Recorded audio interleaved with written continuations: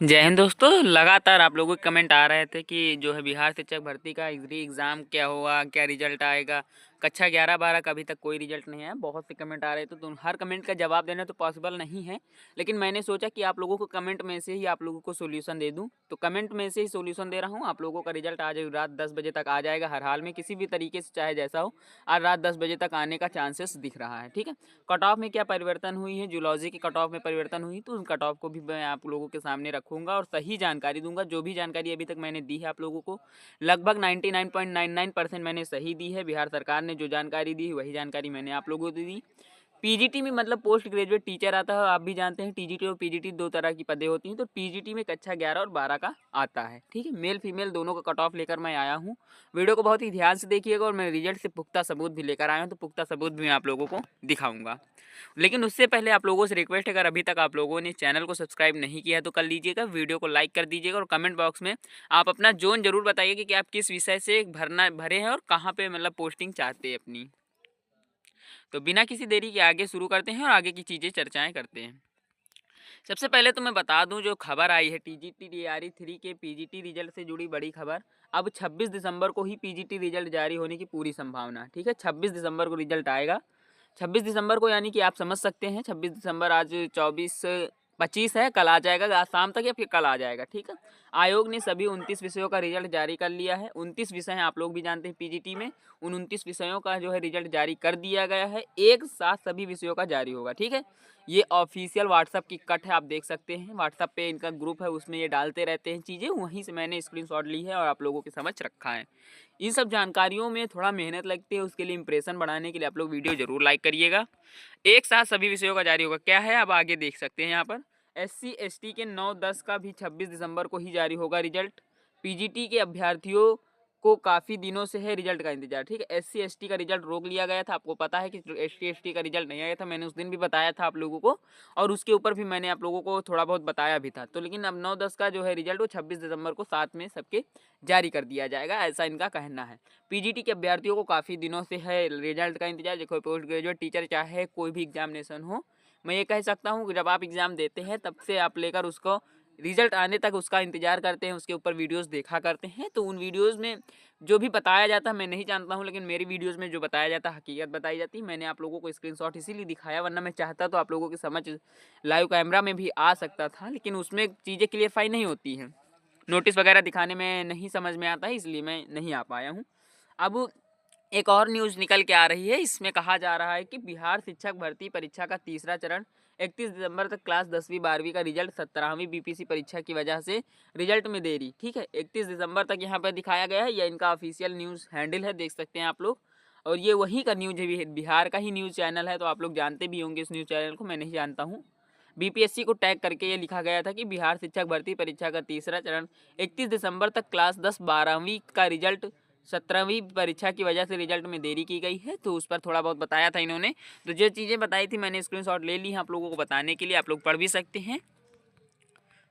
आप लोगों को भी पता है जो TRE 3.0 का एग्ज़ाम हुआ था उसमें कुल पद 22,373 थे और परीक्षा 22/7/2024 को हो गई थी, जिसमें से कुल आवेदन जो हुए थे 62,72 हुए थे और परीक्षा में उपस्थित 53,705 लोगों ने दिया था। अगर मैं उपस्थित की परीक्षा प्रतिशत की बात करूं तो 86% लोग उपस्थित हुए थे। एक सीट पर फाइट 2.40, मतलब 2 लोग एक सीट पर फाइट करेंगे और 2 लोग एक सीट पर अगर फाइट करेंगे तो 1 लोग का ही चयन होगा। आपको भी पता है 3 भाग में प्रश्न पत्र थे, तो उन पर भी मैं आप लोगों को बता देता हूँ 3 भाग में कौन कौन से प्रश्न पत्र थे। यहाँ पे भाग 1 में आपका 30 अंक था भाषा अर्हता का, भाग 2 में 40 अंक था सामान्य अध्ययन का, भाग 3 में 80 अंक था विषय से, 80 अंक विषय से, किसी एक विषय से, जैसे आपका फिजिक्स हो गया, केमिस्ट्री हो गया, इन सब विषयों से आपने पीएचडी किया होगा तो उन पीएचडी के विषयों को लगा सकते थे। या फिर आप अपने किसी एक विषय से अगर आपने पोस्ट ग्रेजुएट वगैरह किसी भी तरह की डिग्री ली है तो उसको आप यहाँ पे एक विषय का लगा करके 80 नंबर का क्वेश्चन पेपर आपके सामने आता है उसको सॉल्व कर सकते थे। तो यही बात थी। ठीक है, जूलॉजी का मैंने कट ऑफ भी निकाल रखा है जो आप लोग देख सकते हैं यहाँ पर। जनरल में अगर हैं तो 79 से 83 के बीच में आपकी कट ऑफ जाएगी, और अगर आप फीमेल हैं तो 74 से 76 तक। EWS की बात करूँ तो 77 से 80 तक आपकी जा सकती है और 12 से 75 तक आपकी EWS में फीमेल जाएगी। बीसी में अगर मैं बात करूँ तो 78 से 81 तक आपकी मेल में कट ऑफ जा सकती है। 73 से 76 फीमेल में आप जा सकते हैं, कोई दिक्कत नहीं, क्योंकि कट ऑफ में प्लस माइनस का अंतर होता रहता है। इस चीज़ें मैं लगातार आप लोगों से कह रहा हूँ। कट ऑफ पे आप तभी भरोसा करिए जिनकी कट ऑफ आपको लगती है कि हाँ अच्छी होगी। मैंने जितनी भी अभी तक कट ऑफ बताई है लगभग एज इट इज़, मैंने कुछ विषयों का उसमें बताया भी था, प्लस माइनस की अंतर हुआ, बाकी सभी सेम थे। आप देख सकते हैं जाकर, पिछली वीडियोस पड़ी हुई मेरे चैनल पे ऑलरेडी। ईबीसी की अगर मैं बात करूँ तो 69 से 71 तक का है और इधर 64 से 65 तक का फीमेल का है। एससी की अगर मैं बात करूँ तो 57 से 58 तक का जा सकता है और फीमेल में 49 से 52 तक का जा सकता है। एसटी की अगर मैं बात करूँ तो 53 से 54 तक का फीमेल में जा सकता है और 46 से 47 तक का फीमेल में जा सकता है। तो ये तो मेल फीमेल की जूलॉजी सब्जेक्ट की कट ऑफ थी। अगर आप लोग कहेंगे तो मैं और भी सब्जेक्ट की कट ऑफ वगैरह लेकर आता रहता हूँ। अगर देखता हूँ एक दो पढ़ी होंगी तो मैं अभी बता देता हूँ आप लोगों को। हिंदी की भी बात कर लेता हूँ, मिल गई है, मैं लिखा रखा था तो वही बता रहा हूँ आप लोगों को। हिंदी की बात करूँ तो अगर हिंदी में आप जनरल से आते हैं, यूआर से आते हैं तो 77 जा सकती है मेल की और फीमेल की जा सकती है 70 के आसपास। 70 के आसपास या समझ लीजिए 70-72 हो सकती है बहुत ज़्यादा, और इधर 77-78 हो सकती है। बीसी की बात करूँ तो 68 और 65 के बीच में आप मिल सकते हैं। -2 का आप रेशियो निकाल लीजिएगा, उसके बाद आप लोगों का एज इट इज सेम रहेगा। फीमेल में 64 तक जा सकता है। और ईडब्ल्यूएस की अगर मैं बात करूँ आप लोगों से तो ईडब्ल्यूएस में मुझे एक यहाँ पे दिख रहा था कि जब मैंने इसका किया तो उसके बाद 68 के बाद 65 या 63 के आसपास जा रहा था, लेकिन मैं कह सकता हूँ दावे के साथ कि 68 + 2 हो सकता है और इधर 64 - 1 का आसपास रेशियो मिलेगा आप लोगों को।